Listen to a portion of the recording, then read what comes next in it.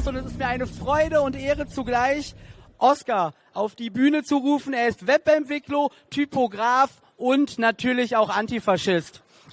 Und darum ein warmes Willkommen für The Technicalist Political Society and Resistance.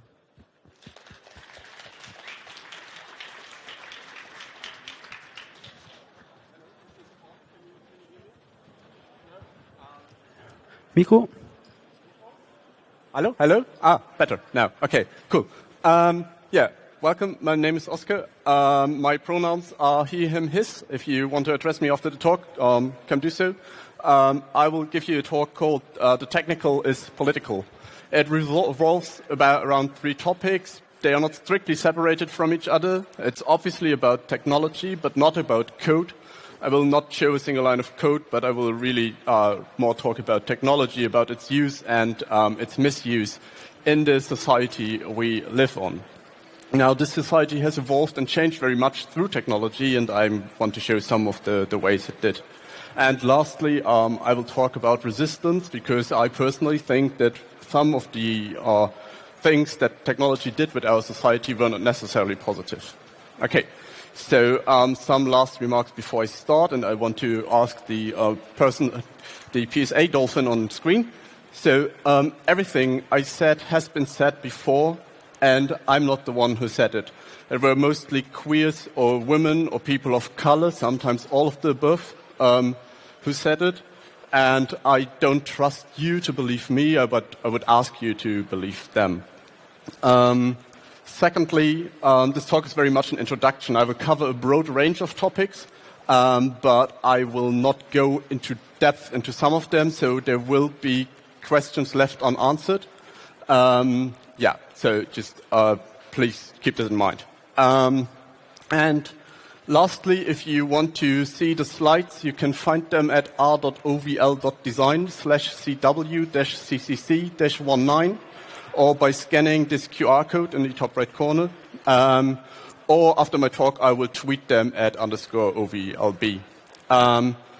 Yeah, these are, I think, the opening remarks, so let's go somewhere. I want to tell you a story, and a story that has some facts, that has some opinions, that has some swearing, because I'm kind of angry at some of the things I will talk about. It's a story about connections and connectivity, and as we live in the 21st century, I would kind of be amiss to not at least briefly talk about the internet. And I would like to start with a bit of overview of the internet. There is a spoiler, there is no cloud, there are just other computers for those. Like most great things, the internet started from very humble beginnings. In December 1969, like 50 years ago, the predecessor of the internet, the ARPANET, which stands for the Advanced Research Projects Agency Network, were just 4 universities connected to each other. In October 1969, the first message was sent on the ARPANET, and it was low. The connection dropped in the middle of the message, which was sent from the University of California in Los Angeles to Stanford. It probably was supposed to be login or LOL, but time can't tell us anymore. For us as technicians, this is kind of a relief, because even the ARPANET started with a bug, and every bug we wrote has some historical predecessors. Now, from then on, things evolved pretty much. This is a schema of the internet from 1997 around, roughly, from the Federal Agency for Security and Information Technology. But it's a bit oldish and a bit funny maybe, but it still roughly holds up, even though we have no ISDN anymore. But roughly the structure is the same. We have internet service providers, and we have content providers, like people who host websites. We have the domain name system on the right side there, and then we have clients. And they had the virtue, the foresight to make the internet a cloud thing, even though I think in 1997 this wasn't really a word already. But it's only a word. It's no infrastructural reality. The infrastructural reality very much looks. Sorry, Adam, I switched everything up. today we managed to connect more than 50%, almost 60% to the internet, which is kind of amazing given the size of the Earth. But this also means that almost 60%, almost 40% are not connected to the internet. And how they will be connected to the internet matters very much, how they experience the internet.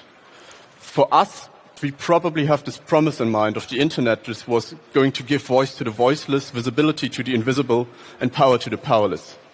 This is a quote from an article by Mike Monteiro, who is an activist and writer who writes very much about technology and power dynamics and technologies and how we have to fight. And I will quote him more often going on.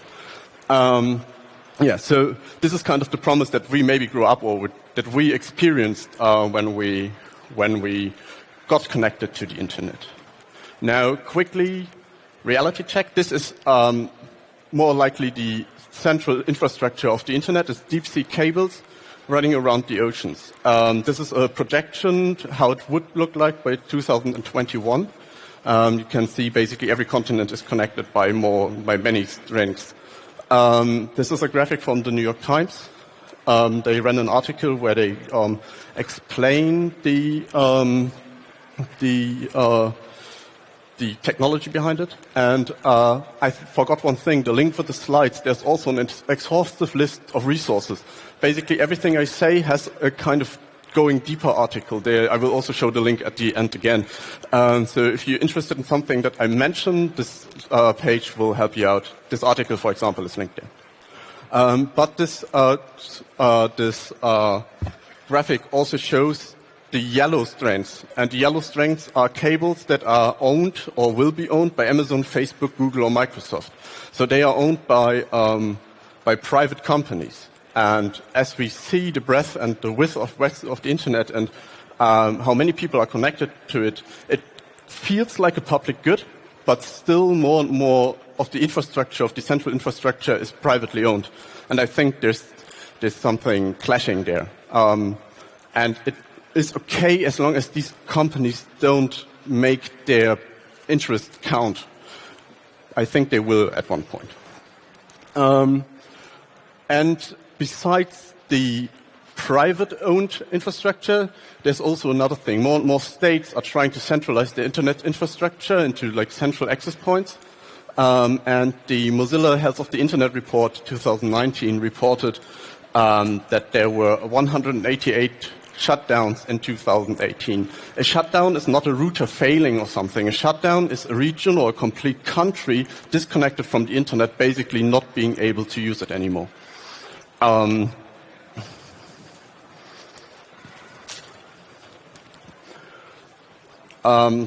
For example, largely unnoticed in the Western media, the longest shutdown of a complete region is currently going on in Kashmir in India. It's offline since 4 months.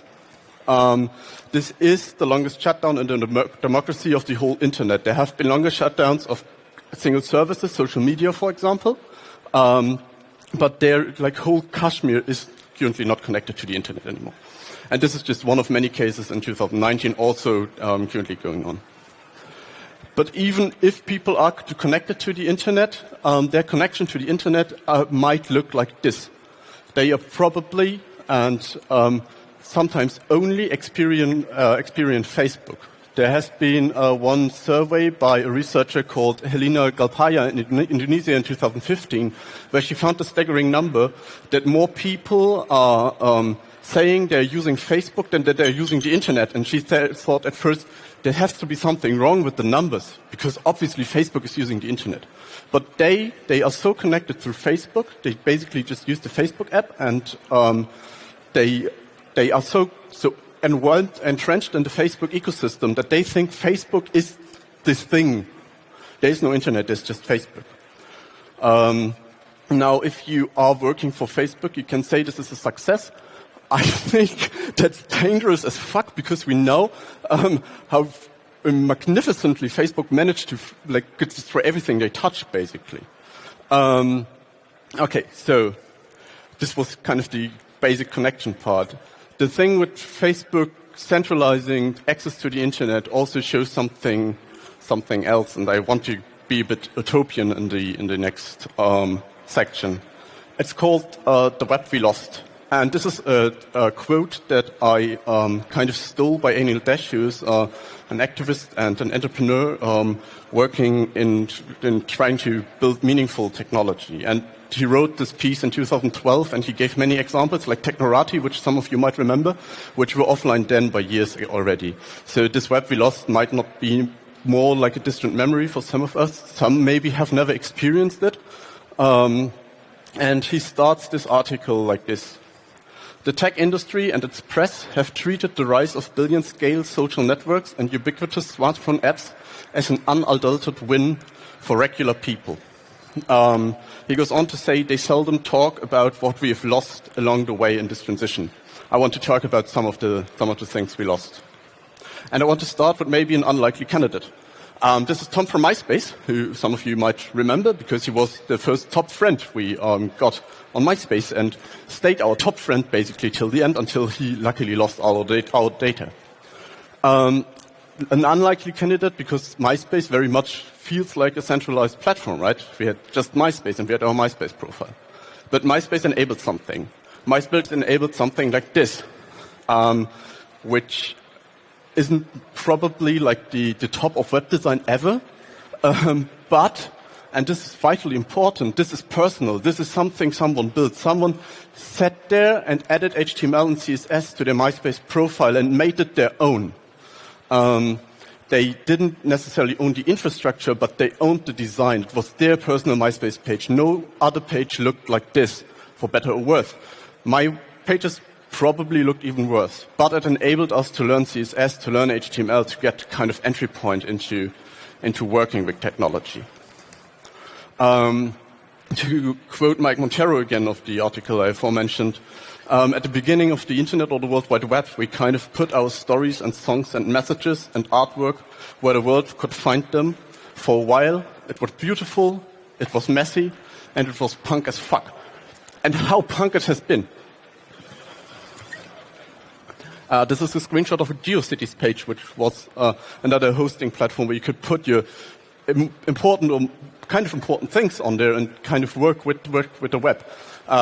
It reads in large Comic Sans letters, if you study the material on this website, you will hopefully understand what our purpose here on Earth has been.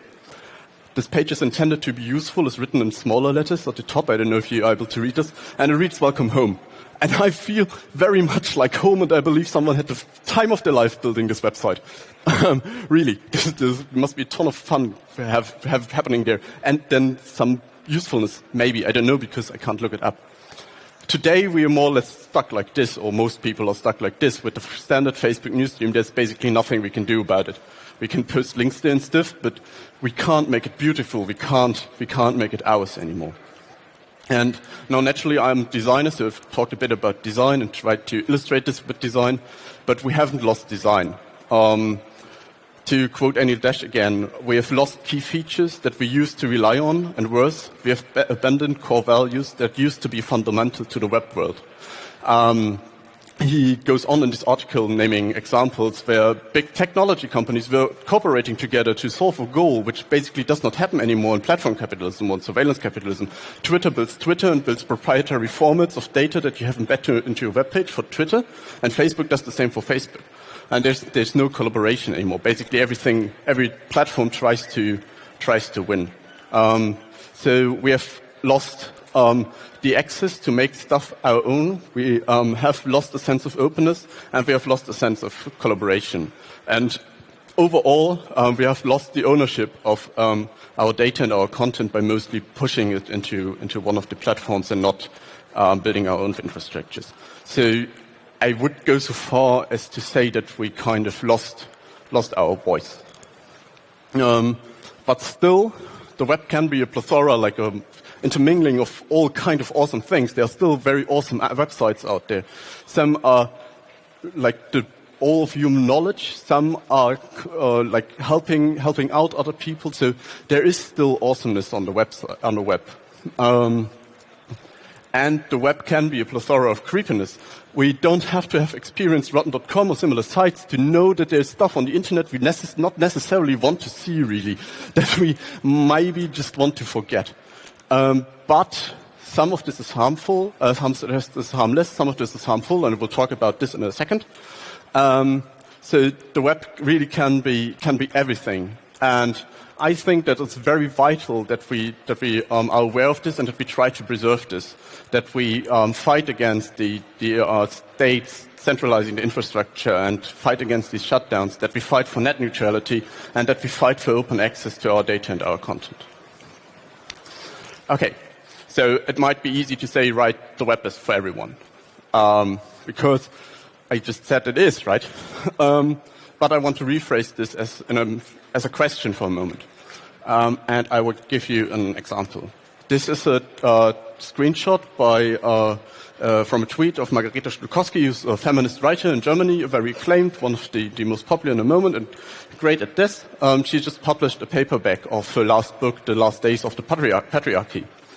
And it took, I think, an hour until some guy showed up and asked, why don't you crybabies just do your own thing? So, without men, start your own companies and destruct the men. Are you afraid of that or what?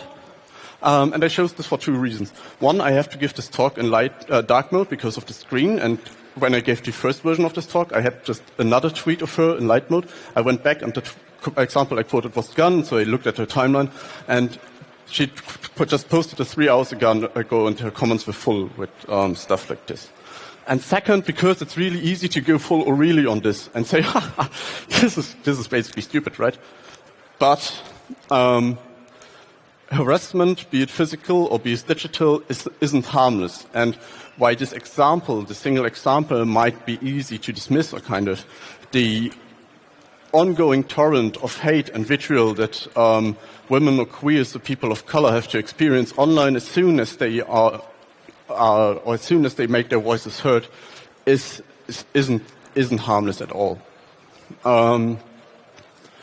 And often we talk about free speech and how we have to a right to say everything. I want to quote a woman of color on this, Tatiana Mack, who wrote "Canary in the Coal Mine," one of the most. She wrote, "We must protect safety over speech," and she wrote so in the wake of the Christchurch attack on March. Or not in the wake, in the aftermath of the Christchurch attack. And in this piece, she goes very into depth how technology is failing endangered groups, not just on the World Wide Web, but in the digital realm in general.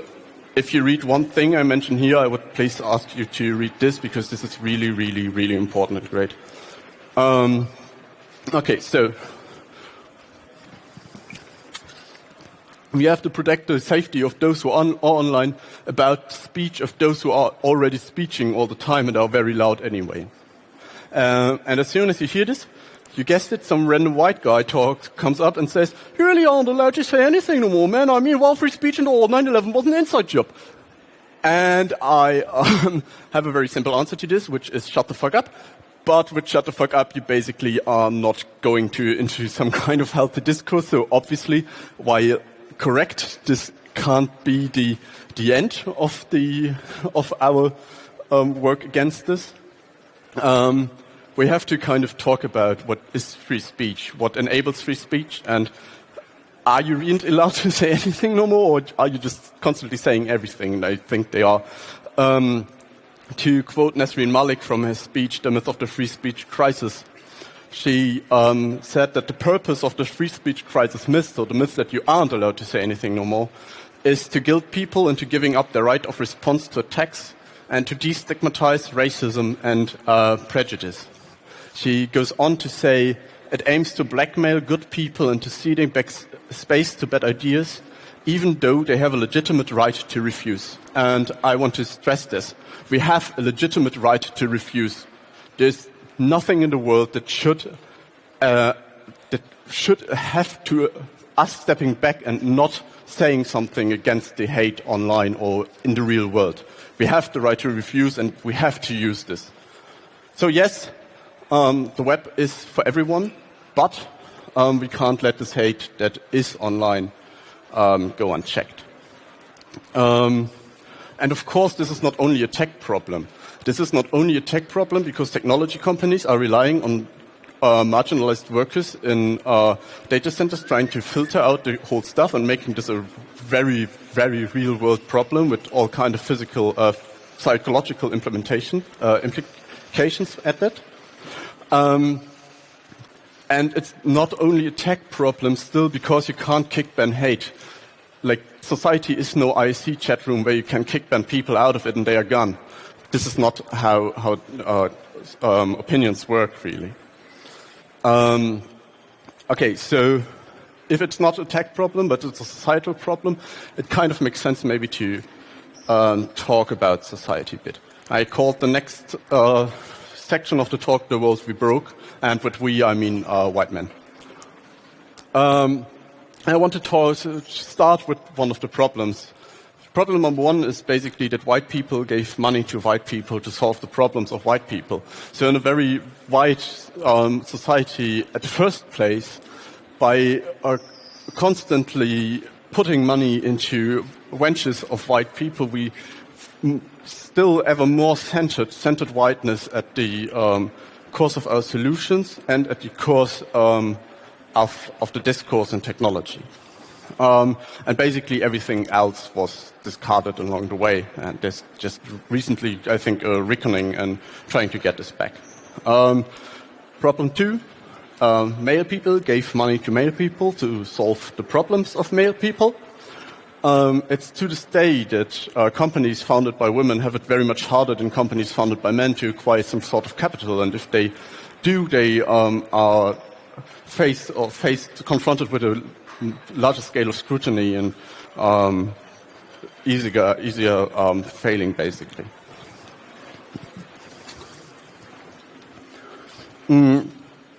Now, if one of these things gets problematized, often one or the other of the employers or of the employees of such companies shows up and said, but we didn't mean to. They didn't want to build companies that exclude not male people or that exclude not male people. And to some extent, I won't believe them, and I want to believe them, because if they would mean to, they would have just been full-blown shitheads. They would be like assholes, basically. So I kind of want to believe them because maybe humans are not worse after all, maybe, hopefully. Okay, and that's okay that they didn't mean to, but that they didn't mean to does not solve the problem, because the problem here is, to quote Tatiana Mack again, that intent does not erase impact. It does not really matter how you intended your technology to be used or what your intentions behind building something was. What really matters in the end is the impact of those people that have to feel it. And if they feel discrimination, if they are discriminated by your products, it really does not matter that you didn't want to build a product that is discriminatory in the first place.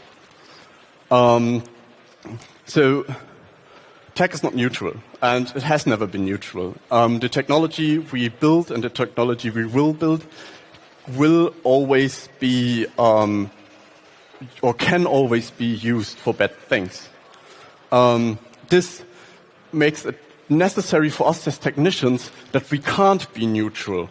We can't say we put this out there and then we see what happens, because then shit will happen, basically. So we have to take a stand. In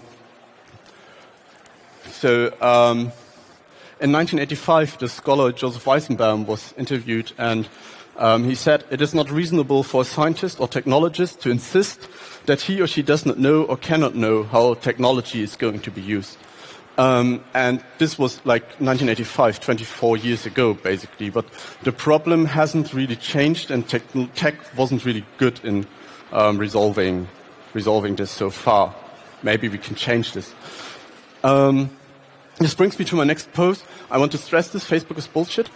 And Facebook PR representatives who go on in news in publications after their ads found to be discriminatory, and they say, "Yeah, but inclusion is at the heart of our company." they are blatantly lying, because the thing that is on the heart of Facebook's company, it's 98.5% of their revenue, it's advertisement. And if they say, yeah, but inclusivity is a core, they know that they have, or they should know that they have problems. I don't know if they know. And they say they are lying because the intent that they have does not erase the impact that their products had, and it's kind of naive to still think, yeah, we put something out there and it will be used for good. It will only be used for good if we care about using it for good. But the problem with technology and with discriminatory technology goes deeper than ads. As if ads aren't bad enough in the first place.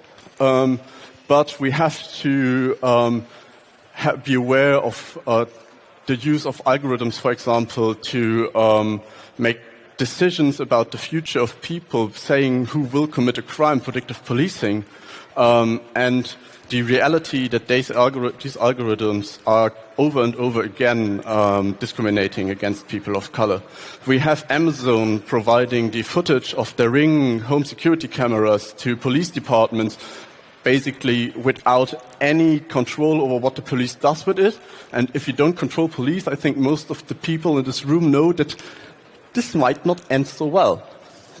And then we have companies just focusing on enabling and modernizing IT departments like Palantir, who worked with the police and Hesse to build Hessen Data, a large-scale data harvesting project with the local police, and they do this all over the world. It's not just the police in Hessen. And they also use algorithms to predict the future. The problem with these algorithms is the underlying models are wrong, because the algorithms, they were given data of the past, and out of the past they should predict the future. Now the problem is, if you give an algorithm data from a racist past and it should build the future is likely to be racist if you don't control your algorithms, and this often doesn't happen. For example, this is a kind of famous example with Google's photos algorithms, which discriminated against black people and were labeling them as gorillas. Google has pulled this off and still isn't able to teach the algorithm that it is like this. The algorithm still just does nothing with it. It's so ingrained into the data. Or more recently, Apple's credit card discriminating against women by giving women with a higher income a lower credit score than males with a lower income. Again, Goldman Sachs, the bank behind this credit card, said, "But we didn't mean to." But you did. You didn't mean to, but you built technology that did, basically. So it really does not matter if you did mean to, and it really also does not matter if you put race or gender as an explicit input into the algorithm. To quote the researcher Rachel Thomas, "Even if race and gender are not inputs to your algorithm, it can still be biased on these factors. Machine learning excels at finding latent variables." And if you don't control your algorithms, these latent variables will result in runaway feedback loops. So the algorithm over and over reinforcing itself and setting the next set of data on which it learns, and then suddenly it is so ingrained into the data that you can't do anything about it anymore. To quote Nishin Yazdani, who very, I think, concisely and rightly said, data from the past should not build the future. We can use data from the past to learn about the past, but what we're currently doing is trying to predict the future, and this has to fail. This is something that this data can't do. And Tatjana Mack said that the technology that we use is accelerating at a frightening rate, a rate faster than our reflective understanding of its impact. But we still let the technology, or we still evolve this technology ever faster and faster and faster, and we still don't try to really understand what's happened there. Or if we do it in kind of niche groups, but not as society as a whole. this also is, I think, a problem because of the humans that have access to computers. So I want to talk about means of production for a moment, or a very short history of computing. I want to start with a kind of imaginative thing. So for a moment, please imagine a programmer. Okay, I guess it's very likely that you came up with someone who more or less, plus minus the moustache maybe, looked like this, a kind of white, able-bodied male person. And rightfully so, because programmers today mostly look like this. Hi. Next question for a moment, please imagine a computer. And chances are again that you kind of came up with something standing on the desk here, like a modern day laptop or something. If you know about the history of computing, you maybe went a step back and thought about something like this room-filling, big, giant computing machines that were doing less than the phone that is in our pocket, but was still like the history. I want to go even further back into the year 1892. In 1892, the New York Times posted a job ad. It reads, "A civil service examination will be held May 18th in Washington and, if necessary, in other cities to secure eligibles for the position of computer in the Nautical Almanac office, where 2 vacancies exist, one at $1,000, the others at $1,400. The examination will include the subjects of algebra, geometry, trigonometry, and astronomy. Application blanks may be obtained of the United States Civil Service Commission." Now, this really does not sound like they were searching for some kind of machine, right? And they didn't, because they weren't. They were searching for humans, and more specifically, they were searching for women. Historically, and to the myth of the 20th century, a computer was a human, was a woman. They were doing really complex and amazing mathematical computations. At Harvard, for example, they were calculating how stars travel across the sky, and they did so right that some of the data they calculated back then is still in use today. And how women were so synonym with computers that by the mid-20th century, computing was so much considered a women's job that mathematicians would guesstimate their horsepower by invoking girl years. And when there refers to mechanical computing machines. And when they were describing the units of machine labor that one of these machines has, they were describing it as a kilogirl. Where we today would talk about kilobytes, maybe they were referring to kilogirls. And it all started with her. This is Ada Lovelace. Now, finally, we have a room named after her next to it, the biggest room of this conference, and rightfully so, I think.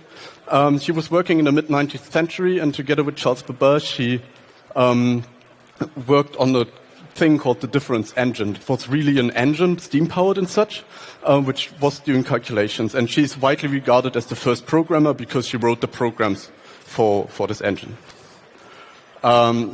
Now, going into the midst of the 20th century, it's a very short history of computing. We, for example, have women working as telephone operators. And when the first computers came up, they were like these huge things I just showed. And these women had the skill necessary to work on these machines. So some of the women who were programming the first real computers that we know or understand today as a computer were, for example, Grace Hopper, working for the Navy during the Second World War. Or we have the ENIAC 6, namely Kathleen McNulty, Betty Jen Jennings, Elizabeth Snyder, Marlene Westkoff, Frances Billers, and Ruth Lichterman working at the University of Pennsylvania at a machine called the ENIAC, which is generally considered to be the first all-purpose computer. So they were calculating missile ranges for the army, but it's generally like this computer should be able to calculate basically anything. Or we have in Great Britain at Bletchley Park, we had the Colossus Mark II, a code-breaking computer which broke the Enigma code of the Nazis basically in real time. And here we have two women operating this, namely Dorothy Dubuisson and Elsie Booker. And this continued well into the 1960s, I think, where people working with computers were mostly women. They weren't doing punch cards anymore. No, they had like keyboards and stuff, but they were mostly women. And women also were among the people creating the first compilers and high-level programming languages, so the things we probably interact with today. And then a question was raised, which is, what is or who is a programmer really? And it was raised, among other things, because there was a shortage of programmers. And some newspapers at the time talked about a software crisis. It was more like a labor crisis, actually, and I think it still really isn't resolved today. And this crisis, however, went as far that the NATO held a conference here in Germany in Garmisch. They weren't including any women on the guest list, so basically just male people deciding the future again. And here they made a change. And Claire Evans, in the History of Women in Computing, wrote, the most significant change they made, arguably, was semantic. Programming, they decided, would heretofore be known as engineering, the title we probably use today. The shift on vocabulary was a shift in focus. It was more focusing on technical skills than maybe on the skills that humans have to possess as the so-called soft skills, working with each other, collaborating. But from then on, you have to be kind of an engineer, very serious thing. In this crisis, there were also more concrete factors at play. For example, a lack of childcare, a lack of mentoring, and of course, because we live in a patriarchy, wage discrimination against women. So there were also other factors driving women out of the workforce. Factors I think that are still very relevant today. And these changes or these problems, they worked. This is an iconic Apple ad from introducing the Apple II. It's from 1977, so roughly 10 years later. And here we see, here we see the woman back in the kitchen doing the household and very admiringly looking down at her man who's in the front very earnestly working at a computer with some kind of economical data, so he's probably destroying the economy or no, as such, I don't know. But this ad shows that in the public view, programming and working with computers was getting more manlier by the day, and it still is today. Now, what we still have today is, again, white men who hire white men to solve the problems of white men, and they hire their peers, basically, in their companies, and by that, reinforcing this cycle, this focus on a male workforce that we have today. And I think we have to broaden the axis, and we have to break the cycle. Now, there are organizations like here in the club, the Hexen, or globally Women Who Code, who are actively working on getting more women and more non-binary people, basically everybody who's not male, in the computing workforce. There are feminist hack spaces, and we saw a talk yesterday on the stage about feminist hack spaces. For example, the Heart of Code in Berlin, who try to make programming more accessible and trying to teach this to more people.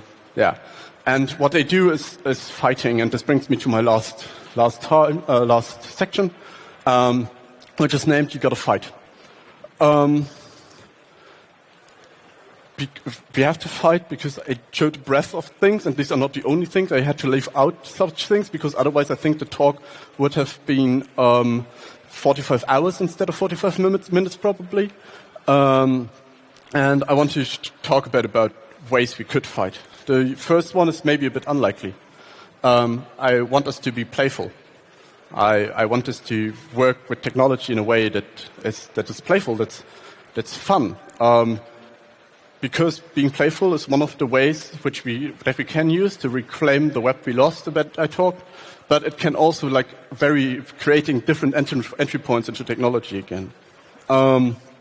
Casey Evans said, keep making fun stuff in a talk about web animations with SVGs where you animate graphics. Casey Evans does stuff like this which maybe isn't, it's no real algorithmic magic, but it's super cute and super amazing, and it's code. It's code that does it. It's code that makes the jellyfish go up and down and smile and like twinkle their eyes, and I think it's super cool.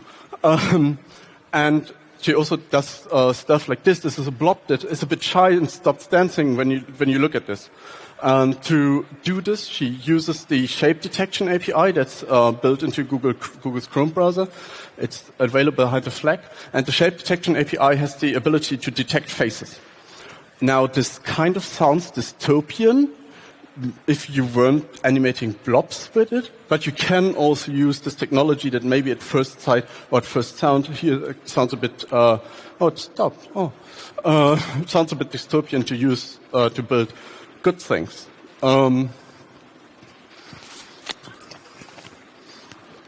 Tech maybe can be plain useless. This is a Twitter bot called EveryDNA. It just combines two emojis and builds a double helix DNA out of it. This is the gay rocket DNA, and I think it was about damn time that we have this. And it's more or less useless. It's fun. It's built with a Twitter bot called Cheap Bots Done Quick. So there probably wasn't even a lot of time involved to build this, but it's still great. I love this. Every time a wonderful combination of these pops up in my Twitter feed, I'm lucky. I'm happy. So to quote Casey Evans again, in a world that becomes more dystopian by the day, we can also use technology for good, and it's important that we use technology for good, because there's something in this playfulness that's more than fun. It's something about this playfulness that we can use to teach technologies and that we can use to build communities. And over the course of computing history, it were mostly not male people doing this kind of thing. So also to the male men in the room, please be more fun and build more communities. And we can also use this technology to educate ourselves and to educate others. We can use this to learn stuff, but we can also, and this is also important, use this to unlearn stuff. Not just forgetting, but actively unlearning ways of thinking, for example, that we learned in a racist society and where we have to make a conscious effort to unlearn this. We can't just forget this. We can build book clubs or communities in which we exchange ideas about technology, for example. And it was Grace Hopper, actually, in 1968, who already said that you needed people with more vocabularies, and she means that we as technologists need vocabularies that are not just strictly not just strictly about technology, to be able to interact with the world as a whole. And the more technology builds the world as a whole, the more vocabularies we need, and the more important it is that we welcome people who know these vocabularies into our circles. One project that's very near to my heart currently is Self-Defined. It's built by Tatiana Mack and maintained by our community. A modern dictionary about us. We define our words, but they don't define us. So it's available at selfdefined.app. And it's basically a way to kind of reclaim languages and make languages not ours, because I'm a white man and language is probably already mine, but make language again formed and defined by the people who are impacted by this. And this also brings me to the next thing, which is that we have to hear and amplify the voices of endangered groups.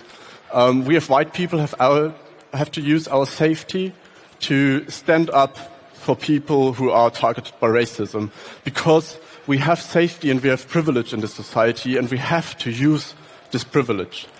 Of course, also we as men have to use the safety we have in a patriarchal society to fight against this and use the safety. And of course, also straight people have to use the safety they have as straight people to fight against homophobia, to stand up. If a dude in your workplace make a homophobic slur, then stand up and say something, not just sit there. Make your voice heard, because your voice is actually more heard. We have to change this, but as long as it is, we have to make our voices heard. This isn't strictly about empathy, right? Because empathy kind of requires you to feel the way the other person is feeling. And I think this can be a dead trap, because I, as a white person, cannot possibly know how it really feels to go around the street day by day and be targeted by racial microaggressions or something. I, as a man, cannot know how it feels to have a Twitter account and be bombarded with all this kind of bullshit comments, because I just don't get them mostly. So to quote Krim Creighton, empathy relies on someone else being able to understand the suffering of others in order to do anything about it. And she goes on to say, we don't need to understand the suffering of others to take action to minimize their pain. We only need to be aware that the potential for suffering exists. We need to be aware that they are speaking up. We need to be aware of the dynamics. And this is this awareness that makes it possible to consistently act. It's not the empathy, because we just might not be able to feel this, but we can always be able to be aware. Last thing, organize. Of course, we have to go on the streets, and we have to take collective action. Not only if we're currently feeling the impact, but by being aware that others are feeling the impact or might be in danger of feeling the impact. We have to prioritize communities over competition, because in the capitalist market space, we are all competing against each other, and this is how this works. By focusing on communities and building healthy communities over this competition, we can go a step into resolving this competition and making this a thing of the past. We have to prioritize communities over companies. Tech companies are very good in building like a company community, and basically all you have to do is live and breathe for the company. And I think that's not necessarily correct. There are vital communities inside companies probably, and it's cool that they are there, but the company is not your community. The company is someone who has hired you to make money out of your labor. That's not a nice basis for a community. And we have to prioritize communities over nations. We have to be aware that other peoples and other states are basically fighting the same fights we do. For example, GitHub currently has a contract running with the Immigration Enforcement Agency in the US, and this is an agency that puts children into cages to deport them and separate them from their families, which is a very, very evil thing to do. And still GitHub refuses to drop their contract, and this is a reminder to anyone at GitHub currently listening, please drop the contract. So we are in this together. We are in this together against nation boundaries or any other boundaries, and we can make this count. I know I'm running out of time, so I will quickly come to the end. Just-in-time arrival, perfect. I'm quickly coming to the end. So a warm welcome at the first beginning before we start with the Q&A session. If there's can I do the one last thing? Okay, collective action will be challenged. We have to take back the streets, and we have to make racists afraid again. We have to, for example, build big data against technology. This is a piece from Wired. It's linked in the resources, which I will show in a second. And we have to be like Grumpy Cat. And we need to act, because if we don't act, we will look like a bunch of overpaid bollocks, and I think this is a very bad look. And I want to give the last work of this talk to Rosa Luxemburg, who in 1919, 100 years ago, said, act courageously, resolutely, and consistently. Okay, so dolphins again. This is the slides. You find all resources there. Thank you very much. Applaus. Ja, wenn es jetzt noch... Wir haben noch 2 Minuten für Fragen. Links und rechts sind Mikrofone. Wenn die Lichter angehen, einen sehe ich schon auf der rechten Seite. Hey, thanks for your talk, and thanks for the positive points you made in the end. Very fast. Yeah, but I think it's hard to keep the fun and the feeling of freedom in an internet that we lose more and more to private companies. And you made the point at the beginning that a lot of people look at Facebook and think this is the internet. And I think the step is one further. A lot of people look at their smartphone and think this is a computer and this is the internet, but it's just a bunch of applications. And as long as young people get used to the internet through this, I think it is hard to break this feeling.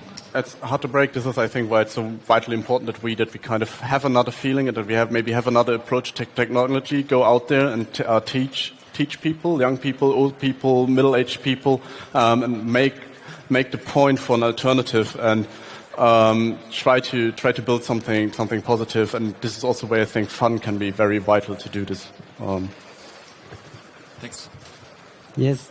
On the left, there's a question. Yeah, thank you a lot for your talk. I just want, if you don't mind, I would like to comment on two aspects you mentioned. And the first is the notion of free speech, because I actually think rather than talking about which speeches should we allow, we should just be conscious that there's a difference between the freedom to speak and the freedom to discriminate. Yeah. And there's actually plenty of really problematic opinions which can be voiced without being upfront hateful. So I think this is what this is actually about, that people go back to actually voice their really problematic opinions in ways that don't directly threaten individuals. And so I think, rather than just always mention this free speech and, it's threatened, let's just make this differentiation really clear. And then the other point is about the disappearance of women from technology. There's actually something really interesting, and it's that as soon as any kind of profession becomes valued and that this value is reflected by actual pay or higher pay, it starts becoming a male-dominated profession. And I just wanted to mention that because, you showed how as soon as it was becoming engineering, it became a male profession. And statistically, and this is true for at least I know that it's true for almost all European countries, we can really observe this phenomenon. Yeah, I actually had this in my speaker notes and didn't say it, so thank you for your point. Is there any question from the internet? No, so at the end, thanks a lot, a big applause for Oscar and for this value input.